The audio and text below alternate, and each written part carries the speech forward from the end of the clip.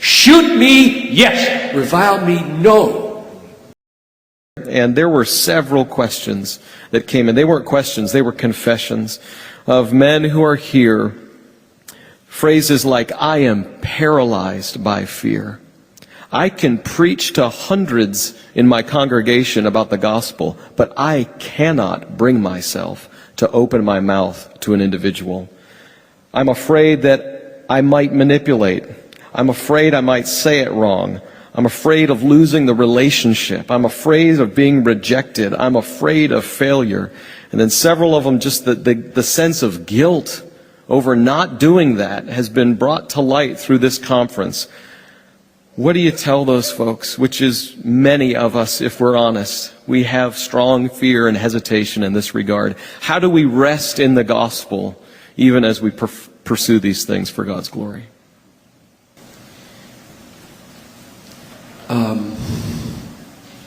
Just to orient myself on that spectrum of fear, what I find most indicting about my own fear is that it rises in proportion to the sophistication of the person I'm talking to. When I do my jogging evangelism in my neighborhood, it's mainly poor and uneducated people that I'm passing as I jog, and I've got tracts in my pocket, and it's Monday or it's early in the morning and I'm not pressed for time, so I'm jogging and I pray for the Lord to help me stop. I find that relatively easy to do.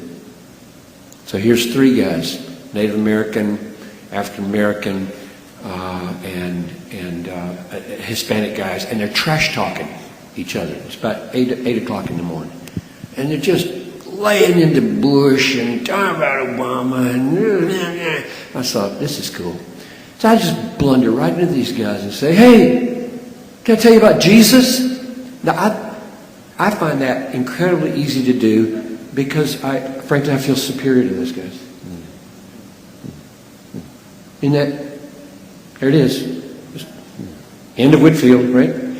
End of this. There goes John Piper. He's down the tube, selfish, got ego, but if I run by a bus stop and there's a nicely dressed woman and she's on her way to work downtown in the 46th floor of the IDS tower as a lawyer, I don't stop. I'm sweating and, cut off, Bermuda shorts on, 63 years old, I look like an idiot.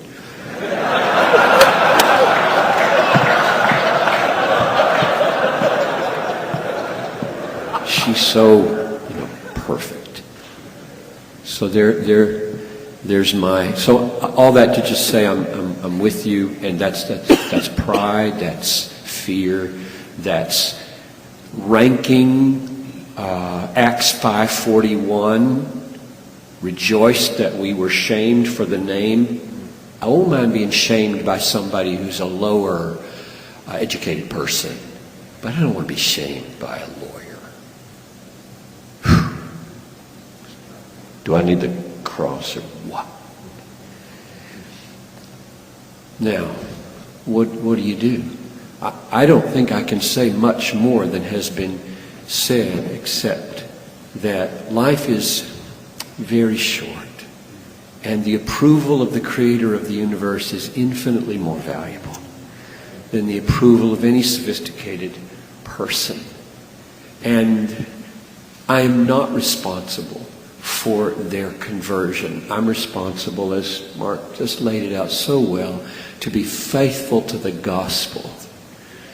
And everything is going to work together for my good. If they roll their eyes, if they spread rumors about me, if they say ugly things, the sinking.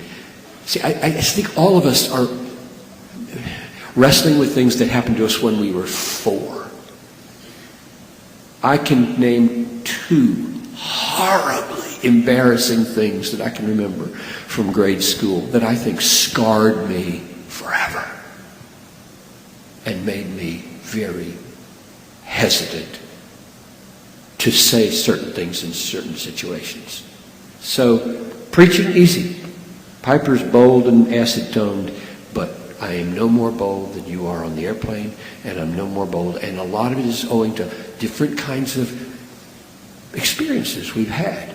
And I just think we should look that in the face and say, blessed are you when men persecute you and revile you and say all kinds of evil against you falsely on my account. Rejoice and be glad, for great is your reward in heaven.